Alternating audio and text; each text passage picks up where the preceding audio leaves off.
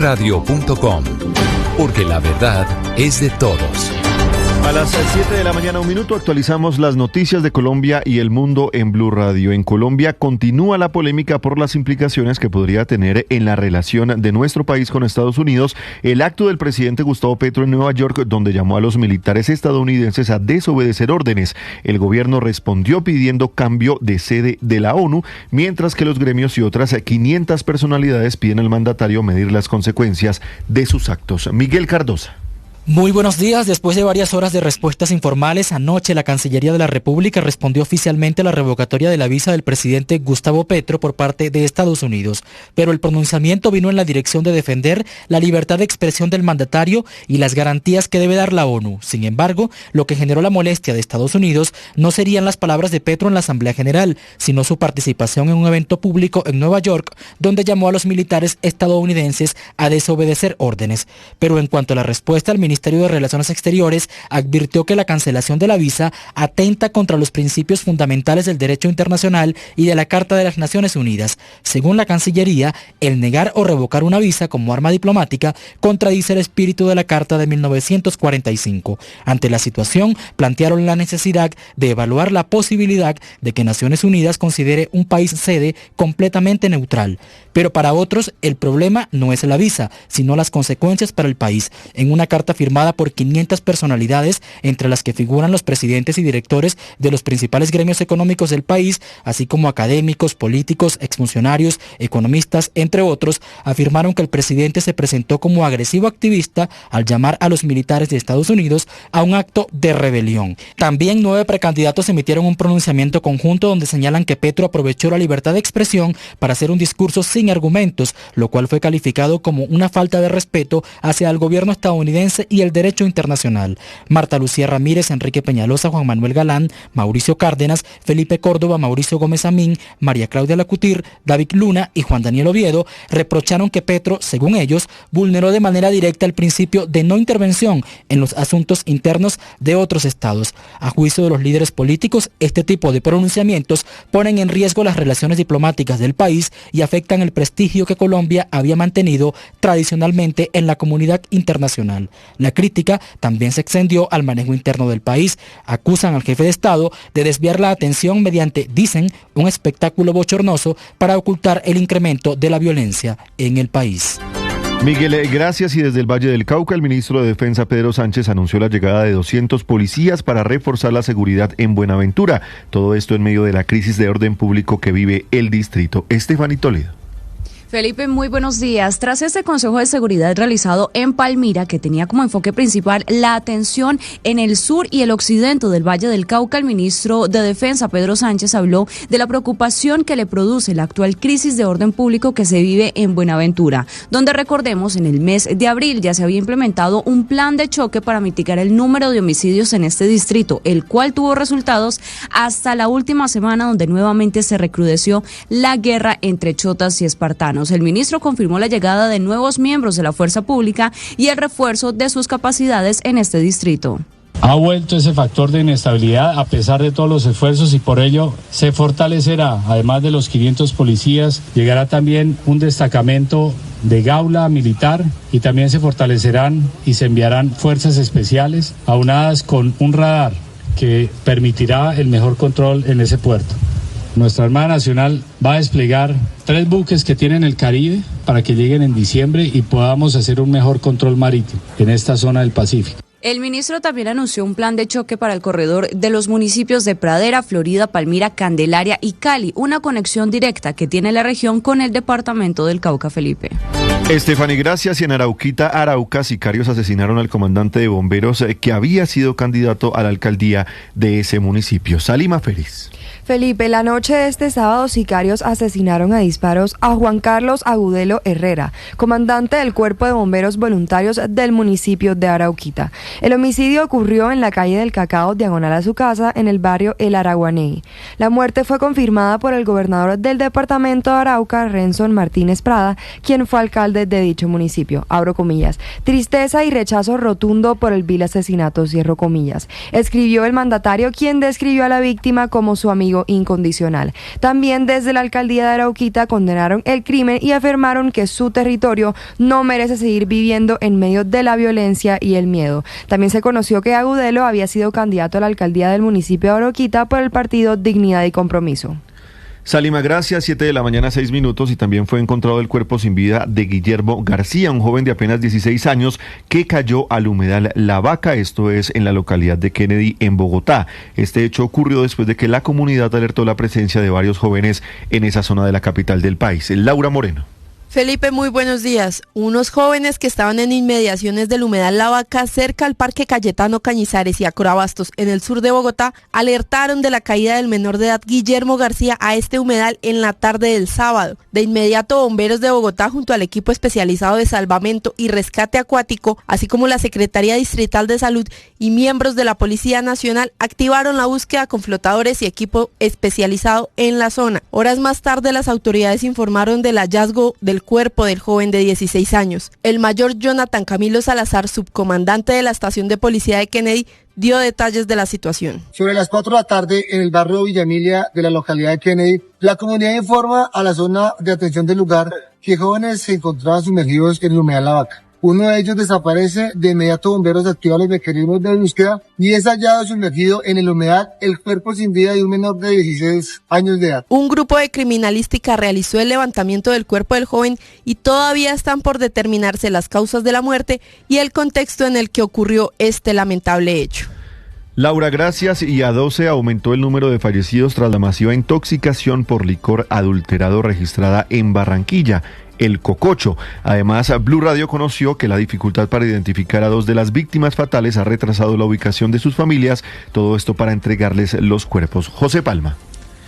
Es otra víctima más, Felipe, que suma esta emergencia, llegando a 12, como usted mencionó, mientras que otras 9 siguen bajo cuidados intensivos en diferentes centros asistenciales. El último fallecido en este caso fue Jorge Luis Mata, quien estaba en la clínica de Lita de Char en el suroccidente de Barranquilla. Además, Blue Radio conoció las identidades de las otras víctimas, siendo Nicolás Manuel Medrano, quien es el señalado, realizador y comercializador del cococho, Elmot Enrique Escolar, José Felipe Crespo, Esmerito Alberto Miranda, Pedro Pablo Capachero y otra persona más sin identificar perdieron la vida en el Hospital General de Barranquilla. Desde la Secretaría de Salud sigue activo un cerco institucional para evitar que se sumen más víctimas. Escuchemos lo que dijo el doctor Gabriel Silvera, director de Riesgo de MIRRED.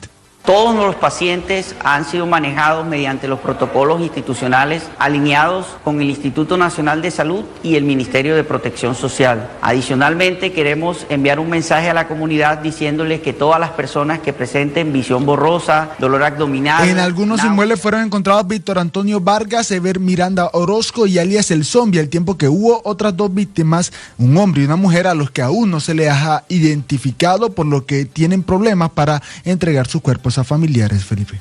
José, gracias. Y en Medellín capturaron a un panameño que era buscado con circular roja de Interpol por el delito de estafa agravada. Este hombre había llegado a las instalaciones de Migración Colombia para solicitar un salvoconducto. Danilo Arias.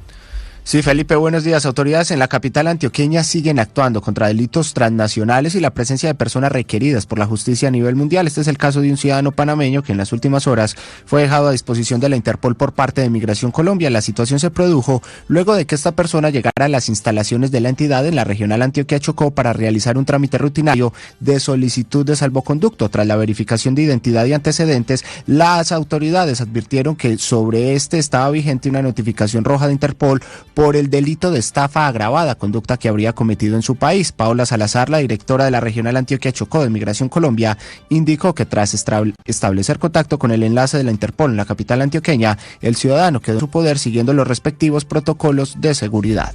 Migración Colombia puso a disposición de la Policía Nacional a un ciudadano panameño requerido por las autoridades y con circular roja de Interpol por el delito de estafa agravada.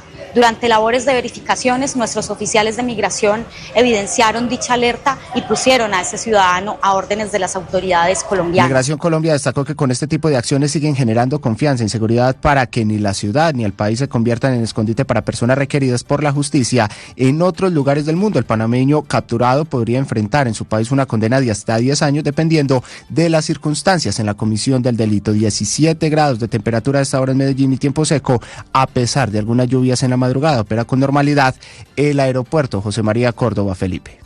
7 de la mañana, 11 minutos. Danilo Gracias y una operación del Ejército en Nariño permitió la destrucción de un laboratorio de cocaína avaluado en 10.000 millones de pesos. Alejandra Bello. Felipe, así como usted lo indica, la operación se realizó en la vereda Bocas de Albín del departamento de Nariño, donde el ejército destruyó un laboratorio de producción de coca perteneciente a las disidencias de las FARC Iván Ríos, impidiendo la circulación de 1.615.000 dosis de cocaína. De acuerdo con información de inteligencia militar, esta es una organización con nexos directos con carteles mexicanos, a través de los cuales movilizaban cargamentos de droga desde el Pacífico colombiano, pasando por rutas costeras en Ecuador para llegar finalmente a México y Estados Unidos. Esta operación la realizaron tropas del Comando contra el Narcotráfico y Amenazas Transnacionales en coordinación con la Policía Nacional, encontrando en el laboratorio compuesto por 9 subestructuras con capacidad de producir hasta 4 toneladas de cocaína al mes y evaluado en 10.000 millones de pesos. En el lugar fueron incautados 1.615 kilogramos de clorhidrato de cocaína, más de 1.000 galones de base en suspensión y cerca de 1.000 galones de cocaína líquida, además de insumos químicos como ácido sulfúrico e hidrocarburos. Alejandra, gracias. Y se complica el panorama de salud en la cárcel La Modelo de Bucaramanga. En las últimas horas tomaron la decisión de cerrar el patio 3 de esta cárcel por un brote de varicela. En total ya son 4 de los 7 patios que presentan algún cierre por varios temas de salud. Alex Salamanca. Autoridades sanitarias en Bucaramanga emitieron la orden de cierre del pabellón ante varios casos registrados de varicela. En ese sentido, los internos de la cárcel Modelo del patio número 3 hoy no recibirán sus visitas. Hernando Mantilla Medina, defensor de los derechos carcelarios en Santander. Desafortunadamente se siguen dando situaciones de enfermedades contagiosas en la cárcel Modelo de Bucaramanga. La Secretaría de Salud cerró el pabellón número 3 por un brote de varicela y que esos brotes ya están también en otros pabellones. Además se me informa que los casos de tuberculosis siguen al alza. La cárcel Modelo de Bucaramanga cuenta con 7 patios y 4 ya han sido cerrados por tuberculosis, que va en aumento, sumado al hacinamiento de 2.216 internos, pese a que su capacidad es de 1.247. Bucaramanga amanece con 24 grados Celsius, las vías del departamento se encuentran habilitadas y el aeropuerto internacional Palo Negro opera con normalidad. Alex, gracias. Y en las últimas horas fue localizado y destruido un laboratorio de drogas del ELN donde había más de media tonelada de cocaína. Mateo Candela.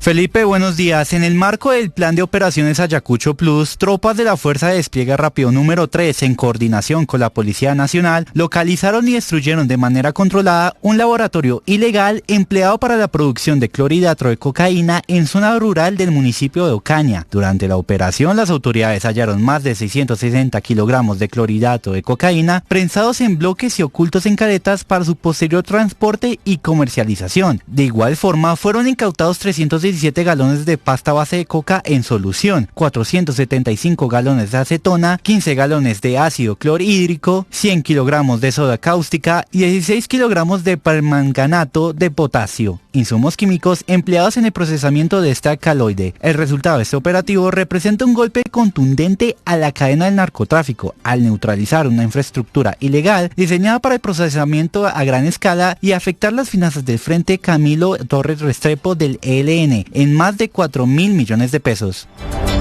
Mateo, gracias. Y en deportes, ayer se jugó la fecha 13 del fútbol colombiano, donde Pereira igualó ante Unión Magdalena. Más a resultados y qué se viene para hoy, Saskia Gómez. Felipe, buenos días. En la jornada 13 del fútbol colombiano, varios partidos dejaron resultados claves. En Pereira, el Deportivo igualó 2-2 ante Unión Magdalena. Los locales se adelantaron, pero la visita reaccionó en el cierre. Alianza venció 3-1 a Llaneros, confirmando su fortaleza en casa y sumando puntos vitales en la tabla. Medellín sorprendió al Tolima y lo derrotó 3-2. Logró 3 puntos importantes que lo mantienen en la parte alta de la clasificación. Y en el clásico de la fecha, Atlético Nacional se impuso 2-0 sobre Millonarios en el Atanasio Girardot. Los goles fueron de William Tecillo al minuto 53 y Jorman Campuzano al 61. Tras el compromiso en rueda de prensa, el técnico de Millonarios, Hernán Torres, reconoció que su equipo que mostró deficiencias en defensa y no supo reaccionar en los momentos decisivos. Me parece que el equipo hizo un buen trabajo hasta el primer gol, que fue un gol de pelota quieta, una desatención que tuvimos totalmente